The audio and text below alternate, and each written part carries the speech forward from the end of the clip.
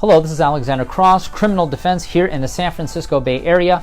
If you'd like to learn more about criminal defense here in the San Francisco Bay Area, be sure to subscribe to our channel, Law Offices of Cross and Associates, and feel free to ask questions in the comment section below so that we may respond in the future with more videos. So we received an interesting inquiry here on our YouTube channel. This has to do with somebody who was arrested due to evidence via camera. Criminal attorney, Santa Cruz. Hit and run attorney, Santa Cruz. DUI attorney, Santa Cruz. Attorney, Santa Cruz. Let's see here. One night I had an accident. I had driven my father's car. I crashed and I left the scene. Weeks later, the police came for my dad to work and he told them that I had driven the car. Now, I don't know if they'll give me a DUI as I drove drunk. Well, first of all, quiet. You have the right to remain silent. Anything you say or do will be used against you in court. Please do not let anybody know that you had alcohol in your system. Just be quiet. You have the right to remain silent. Just because you crashed and left the scene doesn't mean you're going to get a DUI. You'll still probably get a hit and run under Vehicle Code Section 20001 as long as nobody got hurt. That would be a misdemeanor that carries up to 6 months in the county jail, but it's very rare that somebody gets that, especially if they have a first offense.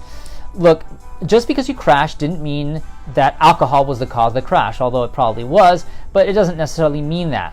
And since the police never had an opportunity to do the blood test or the field sobriety test because it's been weeks since your crash, well, then they're not going to know if you were at 0.08 or more, and they're not going to be able to show necessarily that alcohol was the cause of the bad driving, although it probably was. Like I said, the name of the game is whether or not the DA has enough to convince the jury that you did it. It's not whether or not you did it or not. It's not about true innocence or true guilt. It's all about perception here. So worst case scenario, as long as nobody got hurt, this would be a misdemeanor hit and run under Vehicle Code Section 20002, carries up to 6 months in the county jail.